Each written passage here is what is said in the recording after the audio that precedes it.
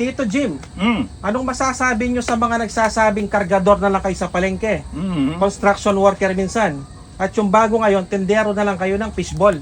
Oo, For today's episode, bibitinin ko na lang muna kayo sa sagot ni Tito Jim at malalaman nyo na mamaya ang buong katotohanan. So dahil bibisita nga siya dito sa kubo, mga kasolid, pagluluto ko siya ng napakasarap na ulam. Kaya bumili ako ng 2 pata ng baboy sa pang public market. At after ko nga palang maiwan yung mga tuhod, mga kasolid, dugasan ko lang sila ng maayos. Syempre naman si Tito Jim ang kakain nito, kaya siguradong malinis dapat. At after ko naman silang maugasan, mga kasolid, ibabalot ko na dito sa katsa. At take note, malinis din ang mga to dahil nilaban namin. At pagkatapos ay ilalagay ko na dito sa niready kong pressure cooker. At sasangkapan ko lang ito ng bawang, sibuyas, bay leaf, pamintambo at 2 dakot na asin. Bubuhusan ko na rin ito ng tubig at papakuluan sa loob ng 1 oras. At habang naghihintay tayo, mga kasolid, ipiprito ko na yung mga ulo ng salmon. Sabi kasi ni Tito Jim siya yung magluluto, kaya pinirito ko na muna habang wala sila. At fast forward tayo, mga kasolid, pagkalipas ng nasa 1 oras na pagpapakulo, pwede na to. Bali, set aside ko na sila para palamigin. At habang pinapalamig ko nga pala itong mga to, mga kasolid, dumating na sila Tito Jimmy Santos. Shoutout nga pala kay Sir Martin Hinson Bitog at kay Ma'am Patricia Ortiz ng Team Jimmy Saints.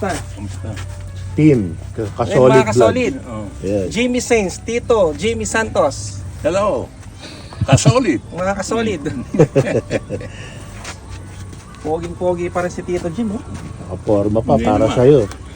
At dahil medyo hirap na rin maglakad si Tito Jim, mga kasolid, dinalalayan ko na siya. Wala pa kasing maayos na gate itong kubo, kaya ganyan pa ang itsura. Grabe mga kasolid, sobrang napakabait ni Tito Jimmy. Bukod sa hindi na siya maselan, napakakwela pang kasama. Sobrang napakasaya ko ngayon, mga kasolid, dahil sa Itbulaga at mga pelikula ko lang siya napapanood dati.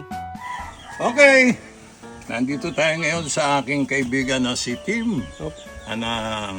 Sa tinatawag na kasolid. Kasolid. Nandito ako sa lugar niya, magluluto kami ng hindi naman masyado lang maliit. Ito po, Yun, oh.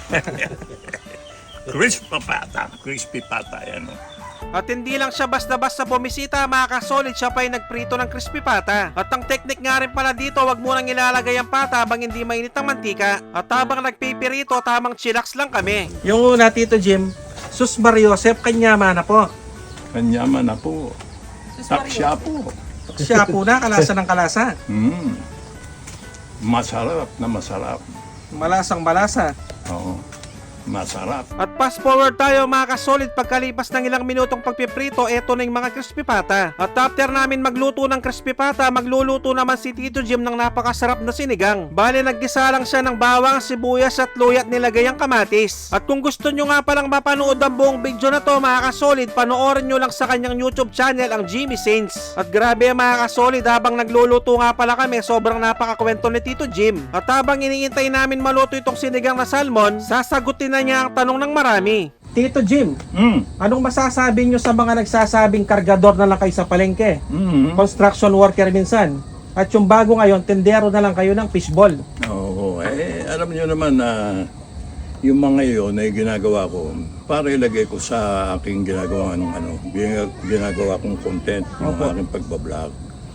Pinakikita ko lang yung iba't ibang ginagalawang hanap buhay ng ating mga kababayan. Opo. Alam sa ganun, makita rin man nila na ang kanilang ginagawa ay talagang kumikita sila sa pamamagitan ng kanilang mga pawis, talagang pinagpapagura nila. Tama. Kaya yung mga nagsasabing ganun, hindi naman po, content lang po yun. So yun, mga kasolid, mali talaga ang fake news na kinakalat. Si Tito Jim na mismo ang nagsabi, hindi pa siya naghihirap. Siyempre, nag-chill lang siya, di ba? Nag-chill. Chill lang. Habang wala akong ginagawa, yan, nagbablog ako para makita ko, umiikot ako. Kagaya mo ikaw, Opo. na nakita ko rin yung ginagawa mo, naiinganyo ko. Isa ako sa naiinganyong tagahanga mo dahil sa maganda naman lahat Opo. yung content na Salamat po, pinakikita mo Kaya pagpatuloy mo yan at saka sana lalo pang lumawig yung Facebook sa iyong pagbablog, ang kasolid. At dahil luto ng crispy pata at syempre luto na rin ang sinigang ni Tito Jim. Syempre dito na tayo sa pinaka-exciting part. Tikiman time! Yun no?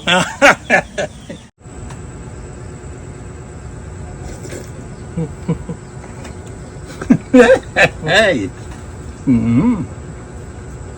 Sus Mariosep. Kanyaman na po. Talaga, napakasarap. Mga na tayo!